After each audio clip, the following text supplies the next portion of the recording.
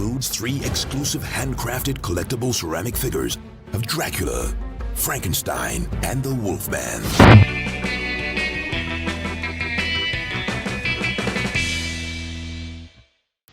Welcome back to Mom and Pop Video Shop. We are your clerks. I am Joel. And I'm Tyson. And we are here to do another analog artifact video. Mom and Pop, the owners of said video shop, are out gallivanting around the countryside in their RV.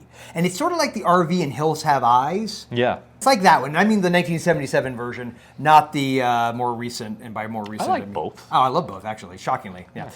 But it's like that. And they're gallivanting around the countryside, and they come across things. And while they're out there, they also order things. They send it back here to the store, and we are mandated. Like, this is like mandate to tell you about those particular finds. So they're analog artifacts, mainly because I have like an OCD thing when it comes to alliteration.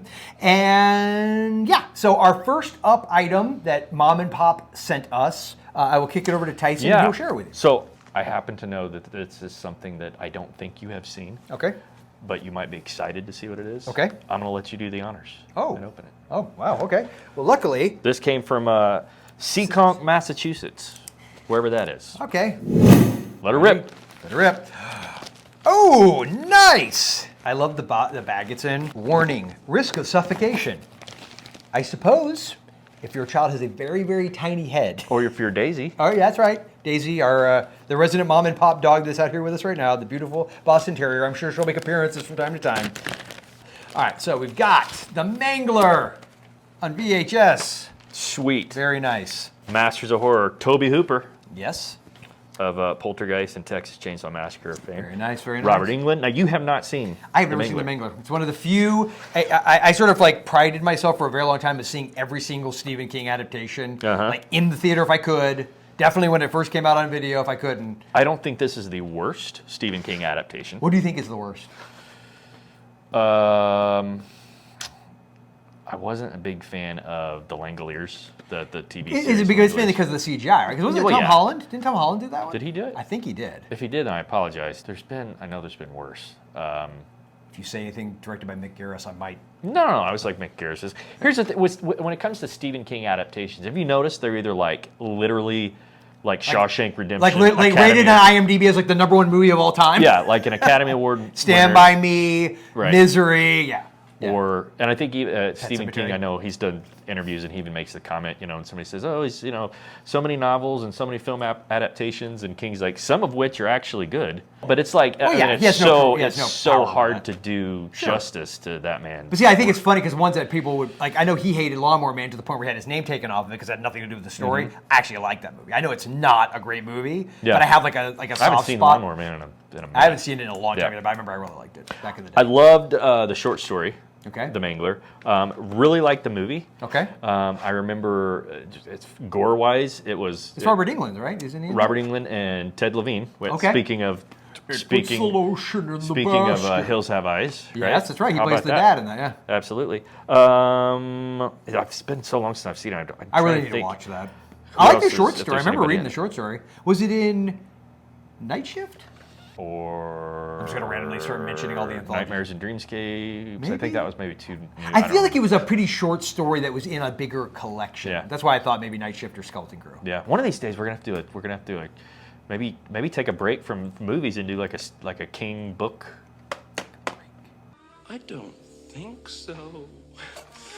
If you're not aware, The Mangler is a movie about a possessed laundry folding machine at a factory. Sounds about right. That's pretty much all you need to know about. And the fact that it was directed by Tobe Hooper, stars Robert Englund. And Ted Levine. You can guess that... it's awesome. There's probably some visceral visuals. Yes. Visceral... Analog artifacts and visceral... Analog artifacts with visceral visuals in The Mangler. Very cool. All right, so that is the first one up. The next one up, and this one, it came in a big box, but honestly, we are probably only going to go through a couple of these. So these came from Mom and Pop by way of, they actually met up with a good pal of mine a listener of my other podcasts, and he's been on those a couple times. 00 Tim. Shout out to 00 Tim. I know that he guided them to find these particular tapes. I'm going to go through these real fast because there's a mix here of like all kinds of stuff. They apparently stopped by the Goodwill in his neck of the woods. So we're back. The Dinosaur Adventure. These are all VHS, I believe. Now, what year was that? That was late 80s, early 90s?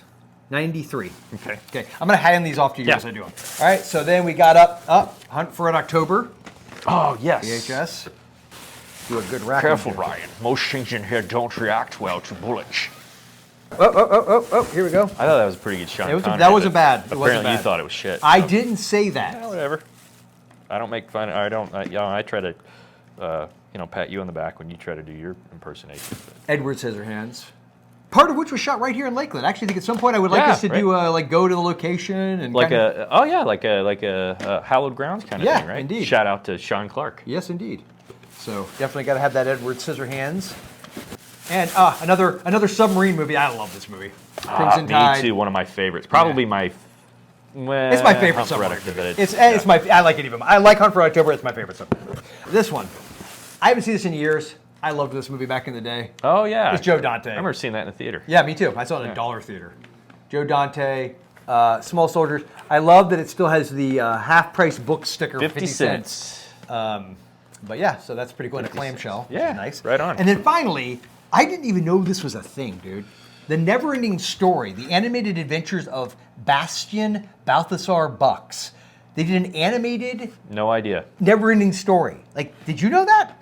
I don't know. So let us know in the comments if you knew that they did an animated Never-Ending Story. 'Cause I had no idea. I mean, it's got Bastian on the back. Who, by the way, we had a Great Pyrenees, and I always thought he looked exactly like Falcor. Yeah, sure. No, Bastian's the kid. Falcor is the giant dragon thing. You know, there's recently somebody. I'm trying to think where I heard there was other blah blah blah the animated series that I had no idea that like. Do you remember? Let me think of the name. Damn it. No, James Bond Jr. Do you remember James Bond Jr.? No. It's like a cartoon. I think it was a cartoon, right? I think it was an animated. Yeah, I've legitimately never heard of the Newsflash. Never even heard of it. Yeah, like totally forgot about that. I've heard of Camp Candy. I've heard of Tales from the Crypt, the cartoon. I've even watched episodes. Never heard of that. Might be on Tubi. Might be. That Tales from the Crypt Keeper. Oh yeah, Tales from the Crypt Keeper. That was it. Yeah. I used to love that. This one is again Mom and Pop made sure we got it, but this was ordered from. If you're not familiar with Scary Monsters magazine, it's a classic retro magazine. What I love about them the most, not only do they cover old school horror stuff, but they do a lot with horror hosts. We have several issues here in the shop. We'll have to share this at some point with like Dr. Paul Bearer on the cover and Vampira and Zachary and Ghoulardi and the list goes on and on. So if you ever get a chance, go to Scary Monsters and check their stuff out. If you have a bookstore near you, they still carry them, and our End of the Books a Million in our area has issues of them. But let me go ahead and open this up. This is not a book. This is not a magazine. I do know what this is. Oh. So let me see if I can. I got to grab the scissors again. Hopefully this is not going to take too long. And there's always the magic of editing. Now, these were purchased because in the store, we have 4 from the original, when Van Helsing came out in 2004? Yeah. Is that about right? And they did the bus where it was like Dracula, Wolfman, and Frankenstein's monster, which are over Can here I in make the a display confession, case. by the way? Yeah. I like Van Helsing. I like the first 5 minutes when it's black and white. But Loved it. I mean, I remember hating that movie, dude. And who knows? Maybe now you watch it 20 years later. I watched it 20 years later. It's almost like weirdly nostalgia for like that early crappy early 2000s. I think CGI. that's what I liked about both of those actors. That idea of like the buddy. I like the idea of it. Yeah. I just didn't like the movie. And I like Hugh Jackman and what's her name? Dude, Underworld lady, Kate Beckinsale. Why? So anyway. Here's the thing. These were not in the collection, but in the store we had Creature from Black Lagoon, I recognize Wolfman, Dracula, and Wolfman, Frankenstein, Dracula, and Mummy? Creature. No, that's what's one of these is. So we got this is the Legacy Collection DVDs that they put out. And again, when the originals were bought, I bought them, and they were with the box set where they had the bus, which I still have the bus sitting here in the display case. So, The Invisible Man, which actually turns out is Connor's favorite Universal monster, because I showed this to them about a year and a half ago. Oh, yeah? And first off, I hadn't seen this since I was a little kid. Yeah. This is a great film, dude. This is up there for me. I love Creature. It's probably my overall favorite, but this is up there. This is such a good movie. He is so just nuts. It's awesome. I love this movie. So, here's a hand out to you. Sure. And then to make the collection. I think it's the only one I don't have in my personal collection. Yeah, I just like these green, the boxes they did for DVD, and of course the Mummy, which I thought we had already, but we did not. We did not, because I've seen all of them. But so one of my I had this on Blu-ray. That's why I thought I had it, because it's on Blu-ray. One of my most prized items in my personal collection. So my legacy copy of Creature is signed by the late great Riku Browning. Oh, very nice, very nice. It was the first autograph I ever got. Wow, that's cool. Was Riku Browning and my copy of Creature from Black Lagoon. Nice. So full disclosure, my first autograph was going to be Kane Hodder, but I got cold feet as I got closer to him because I was afraid he was going to murder me. Yeah, and in the following years, I think Kane has choked me like 4 or 5 times now. I got over it. Maybe eventually he'll do it around your neck. Hey, Kane. I didn't say it. Bill said it. Just kidding. All right, so that is our analog artifacts for this episode. We got some good VHS here in the store now. I think this is all the legacy Completes collection. the legacy I think so. I have to check, but I think this is all of them. So that is the analog artifacts for this particular episode. And yeah, if you have a favorite legacy collection, which one of these is your favorite? If you have one, if you've picked up any physical media as of late, let us know in the comments below. By all means. And I think until we meet again, thank you for stopping by the Mom and Pop Video Shop. And until next time, remember, at Mom and Pop's, our love of Ghoulies 3, Ghoulies Go to College. never, ever stops. Ever. Though I prefer Ghoulies 2. It's prank week at Glazier College. And the frat boys are out for blood. You won't get away with those foolish pranks this year. But what these party animals don't realize, I now command you to appear. is they've got 3 new pledges from hell. Hey! Let's take a tour around, schmucks. Yeah. Wait! Now, the ghoulies are about to learn what higher education is all about. Brewskis. I'll just take one. Babes.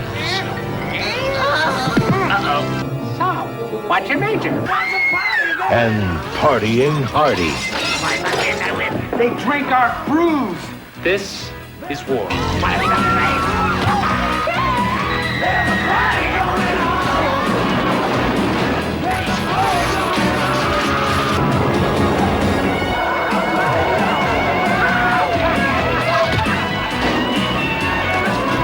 Look, there's been a murder on campus. Sorry, operator. Prank week. They may flunk out on manners, but they get an A in mayhem. Ghoulies 3. Ghoulies Go to College. They put the animal back in the house.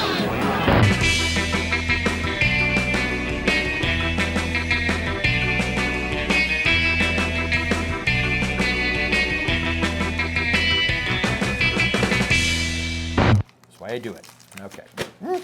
Stab you in the face. Yeah.